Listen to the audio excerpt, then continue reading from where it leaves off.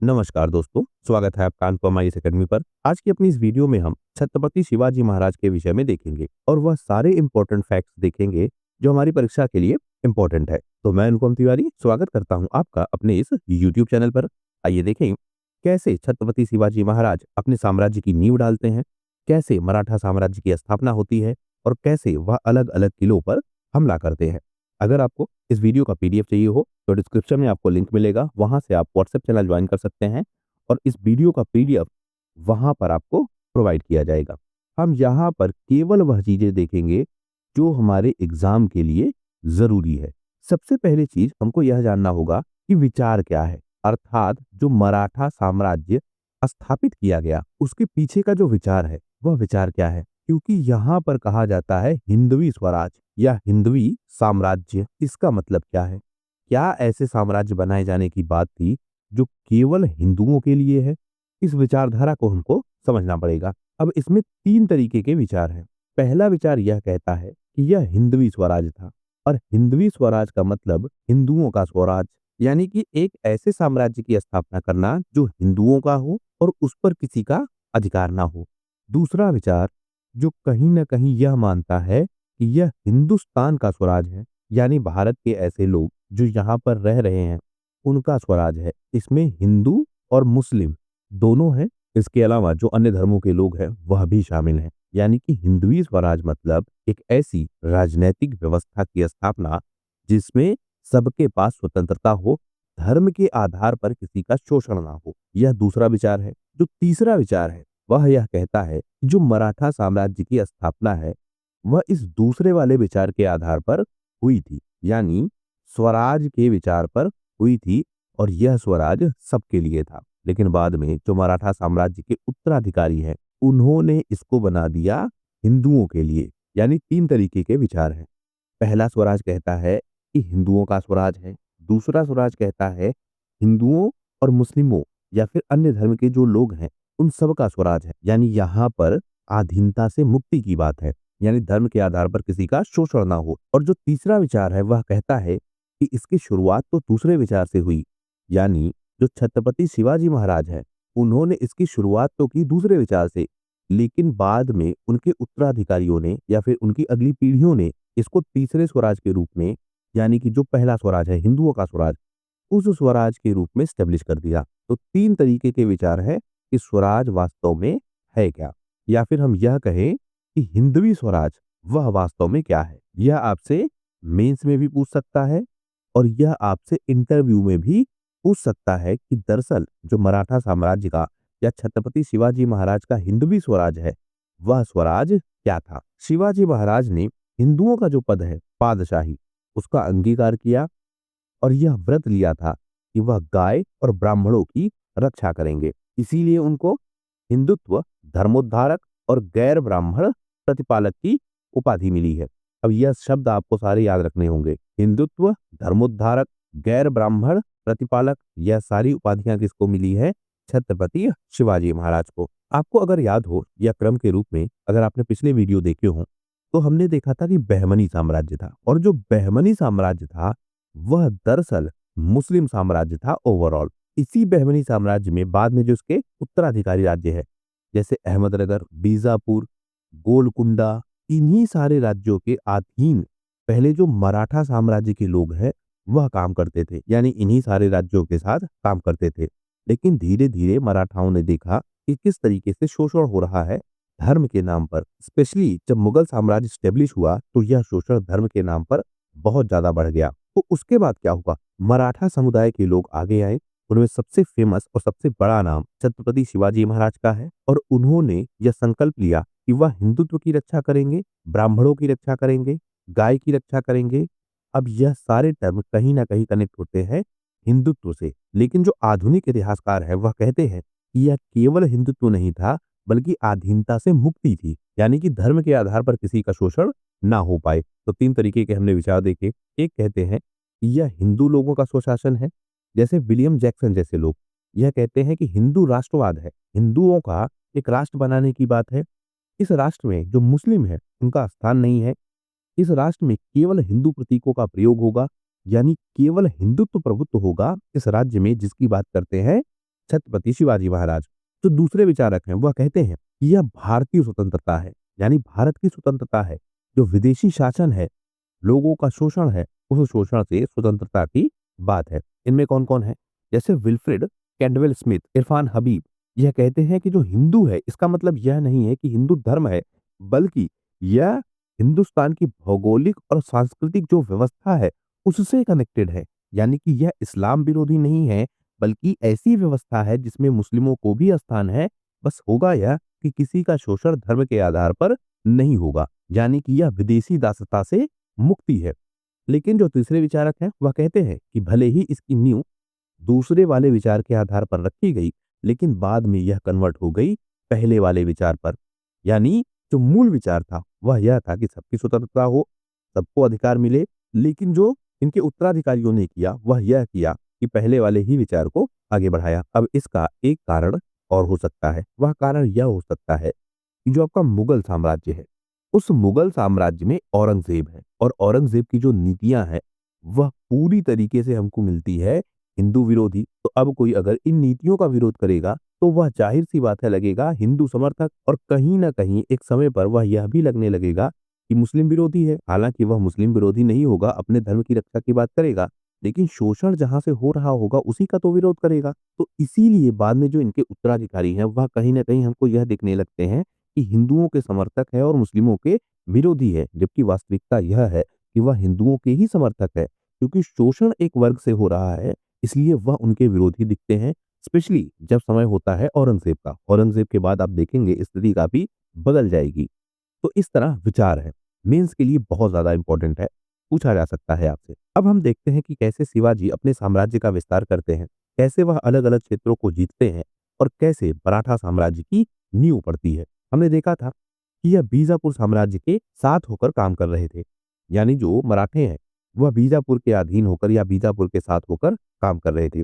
शिवाजी ने 1643 में सबसे पहला अभियान छेड़ा। इन्होंने जो बीजापुर का सिंहगढ़ किला है वहां पर अधिकार कर लिया, लेकिन यहाँ पर युद्ध नहीं हुआ। युद्ध कैसे नहीं हुआ? जो बीजापुर के आदिल शाह हैं उनके सेनापति थे कौन? शिवाजी के पिताजी शाहजी भोसले। लेकिन शिवाजी ने यह ठान लिया था कि एक ऐसे साम्राज्य की स्थापना करनी है जो स्वशासन की बात करे, सबकी स्वतंत्रता की बात करे, सबके अधिकारों की बात करे। तो उसके लिए कुछ क्षेत्रों पर अधिकार करना होता, कुछ किले बनाने होते, एक सामाजिक व्यवस्था बनानी होती, साम्राज्य की स्थापना करनी होती। तो उन्होंने उस अभियान को शुरू कर दिया। बीजापुर के अधीन जो आपका यह कुंडाणा किला है या फिर सिंहगढ़ का किला है, यहाँ पर उनका कमांडर था जिसका नाम था अंबर खान या सिद्दी अंबर खान। यह दरअसल एक अफ्रीकी मूल का व्यक्ति था। दासों का व्यापार होता था, दास खरीदे जाते थे, लाकर बेचे जाते थे। बाद में वह धीरे धीरे सैनिकों के रूप में नियुक्त होते थे, बड़े प्रशासनिक पदों पर भी जाते थे। जैसे हमने चर्चा की थी मलिक अंबर की, एक समय पर इसने पूरी प्रशासनिक व्यवस्था पर ही अधिकार कर लिया था अपनी योग्यता के आधार पर, जबकि लाया गया था यह दास के रूप में खरीद बेचकर। इसी तरीके से सिद्दी अंबर खान है, इससे बातचीत की गई, इसको समझाया गया कि जिन व्यवस्थाओं के आधार पर यह आगे बढ़ रहा है या जिन व्यवस्थाओं के साथ यह है वह कहीं ना कहीं शोषण का आधार है। इसको डराया गया, धमकाया गया, समझाया गया, हर तरीके से करके, मतलब बिना युद्ध के। यहाँ तथ्य इंपॉर्टेंट क्या है कि बिना युद्ध के इस किले पर अधिकार कर लिया गया। अब 1647 में यह किला शिवाजी के नियंत्रण में आ गया और सिंहगढ़ इंपॉर्टेंट किसके लिए था? पुणे के लिए, क्योंकि अगर पूरे पुणे पर अधिकार करना है तो जो प्रवेश द्वार है वह क्या है? सिंहगढ़। हालांकि बाद में जो बीजापुर का सुल्तान है आदिल शाह, इसने विश्वासघात किया, सिद्दी अंबर को कैद कर लिया, शाहजी भोसले को जो कि शिवाजी के पिताजी हैं उनको भी कैद किया। अंत में कुल मिलाकर यह हुआ कि 1649 में शिवाजी ने यह किला लौटा दिया, लेकिन उनकी जो विचारधारा थी उसको स्पष्ट कर दिया कि अब वह साम्राज्य की स्थापना करेंगे, किलों पर नियंत्रण करेंगे और धीरे धीरे मराठा साम्राज्य को एक बेस देंगे। फिर सबसे इंपॉर्टेंट 1646 में जो तोरण का किला है या फिर तोरना का किला है, इस किले पर शिवाजी का अधिकार होता है। यह है कहाँ पर? यह पुणे जिले में है और जो सह्याद्री पर्वतमाला है वहां पर यह स्थित है। महाराष्ट्र का सबसे ऊंचा पहाड़ी किला है और इसको 13वीं सदी के आसपास जो शिव पंथ के लोग हैं यानी शैव भक्त जो है उन्होंने बनवाया था। बाद में यह बहमनी सल्तनत, फिर बीजापुर, फिर आदिल शाही, इस तरीके से ट्रांसफर होता रहा। कुल मिलाकर अंत तक शिवाजी के अधिकार से पहले यह बीजापुर के कंट्रोल में था। 1646 में जो बीजापुर का सुल्तान है मोहम्मद आदिल शाह, यह बीमार था और बीमार होने के कारण साम्राज्य में अराजकता थी। कोई भी कंट्रोल कर सकता था इस किले को। स्पेशली जो मुगल हैं वह भी हमला कर सकते थे। आस-पास की शक्तियाँ भी यह कोशिश कर रही थी कि अपने क्षेत्र का विस्तार करें, तो कई तरीके से खतरे थे। इस समय शिवाजी ने क्या किया, इस किले पर अधिकार कर लिया और कहते यहाँ भी है कि कोई बड़ा युद्ध नहीं हुआ, इस किले पर शिवाजी का अधिकार हो गया और इसे नाम दिया गया प्रचंडगढ़ का किला या फिर प्रचंडगढ़। अब यहाँ से जो शिवाजी हैं उनको बहुत सारा धन प्राप्त हुआ, जो कि बाद में जो राजगढ़ किला है, उस किले के निर्माण में इस्तेमाल किया जाएगा। तो तोरना का किला भी शिवाजी ने बिना युद्ध के अपने कंट्रोल में ले लिया। इस किले से संबंधित एक इंपॉर्टेंट फैक्ट और है। व्यक्तिगत रूप से शिवाजी ने 2 जगह भगवा झंडा फहराया है, जिसमें से एक क्या है, तोरण का किला या फिर तोरना का किला। फिर दूसरा कौन सा है? दूसरा है आपका कोंढाड़ा और इसी को कहते हैं सिंहगढ़। इंपॉर्टेंट फैक्ट है, आपको ध्यान रखना होगा।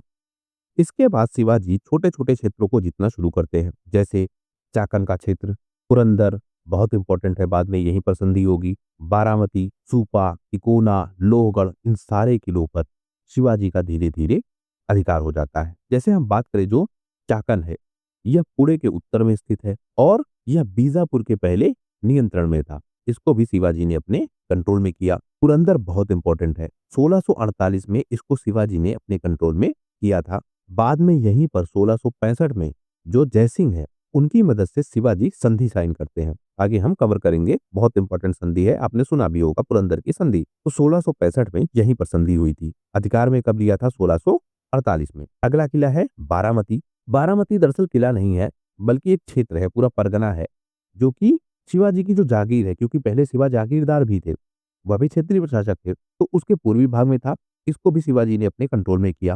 बात करें सूपा की, यह जो शिवाजी के पिता है शाहजी, उनके जागीर का हिस्सा था और शिवाजी के एक सौतेले भाई हैं, जिनकी हमने बात की थी पिछले वीडियो में, मोहिते, वह पहले इनके कंट्रोल में था, लेकिन बाद में फिर यह शिवाजी के कंट्रोल में आ गया। हमने यह भी चर्चा की थी कि दोनों के बीच एक समझौता हो गया और एक सीमा रेखा डिसाइड हो गई। उसी के तहत यह जो आपका सूपा है, वह आ गया शिवाजी के कंट्रोल में। अगली बात करें तिकोना की, तो तिकोना भी जो बीजापुर का क्षेत्र है, उसी के कंट्रोल में था। और पवना झील, यह इंपॉर्टेंट है, इसी के पास एक किला है और 1657 में शिवाजी ने इस पर भी अधिकार कर लिया। बात करें लोहगढ़ की, तो यह विश्वापुर के पास एक प्रसिद्ध किला है, इस पर भी शिवाजी का कब्जा हो गया और शिवाजी ने बीजापुर से इसे अपने कंट्रोल में ले लिया। तो इस तरह शिवाजी लगातार विस्तार करते जाते हैं, साम्राज्य की सीमाओं को बढ़ाते जाते हैं। अगला अधिकार करेंगे वह जावली पर। जावली है कहाँ? यह था सतारा जिले में, यानी मध्य प्रदेश के क्षेत्र में, और यहाँ पर अधिकार था चंद्रराव मोरे का। चंद्रराव मोरे आदिल शाही के सरदार थे। जैसे हमने बात की कि मराठा सरदार थे, तो यहाँ पर चंद्रराव मोरे इसलिए इंपॉर्टेंट है क्योंकि यह मराठा है। और जब हिंदवी स्वराज की बात होती है, यहाँ पर विचारधारा का अंतर है, तो वहां पर यह कहा जाता है कि इनके अभियान मुस्लिमों के खिलाफ थे। लेकिन जब हम बात करते हैं चंद्रराव मोरे की, तो यहाँ पर यह मराठा के खिलाफ ही है। यानी अगर व्यवस्था में कोई डिस्टरबेंस है, तो वह परिवर्तित होगी। शिवाजी का जो अंतिम लक्ष्य है, वह क्या है? स्वशासन है। हर व्यक्ति को अधिकार मिले उसका अपना, यह उनका लक्ष्य है। उसे पाने के लिए वह किसी को भी पराजित कर रहे हैं। तो यहाँ पर चंद्रराव मोरे को भी पराजित किया जाता है और चंद्रराव मोरे से जावली का किला छीना जाता है। जावली कोंकण क्षेत्र का प्रवेश द्वार था और यह कृष्णा और वारणा नदियों के बीच का क्षेत्र। पहले चंद्रराव मोरे को बनाए जाने की बहुत कोशिश की जाती है, समझौता यहाँ भी करने की कोशिश की जाती है, लेकिन वह मानते नहीं है और अंत में युद्ध होता है और चंद्रराव मोरे परास्त होते हैं। यहाँ पर कुछ नाम और हैं, जैसे हनुमंतराव, रघुनाथ, बल्लाल अत्रे, संभाजी कावजी, यह सारे लोग कनेक्टेड थे शिवाजी से और इन सब ने मिलकर अंततः चंद्रराव मोरे को पराजित कर दिया और जावली के किले पर अधिकार कर लिया। बाकी नाम क्यों इंपॉर्टेंट है? बाकी नाम इसलिए इंपॉर्टेंट है क्योंकि आप यह भी समझते चलें कि जो अन्य सरदार हैं, वह भी शिवाजी के साथ है। यानी मराठा साम्राज्य की स्थापना कोई एक व्यक्ति की विचारधारा नहीं थी, बल्कि कई सारे लोगों की विचारधारा थी। उस विचारधारा को किसी एक ने लीड किया और जिसने लीड किया वह कौन थे? छत्रपति शिवाजी महाराज। जब शिवाजी ने जावली पर अधिकार कर लिया, तो महाबलेश्वर और इसके आसपास के जो भी इलाके हैं, वह शिवाजी के कंट्रोल में आ गए। इसके बाद शिवाजी 1656 में रायगढ़ या फिर रायरी के किले पर अधिकार करते हैं। इस पर अधिकार करने के बाद इसका नाम रखा गया रायगढ़। पहले इसका नाम क्या था? रायरी। तो रायरी के किले पर अधिकार करके शिवाजी ने उसका नाम क्या रखा? रायगढ़।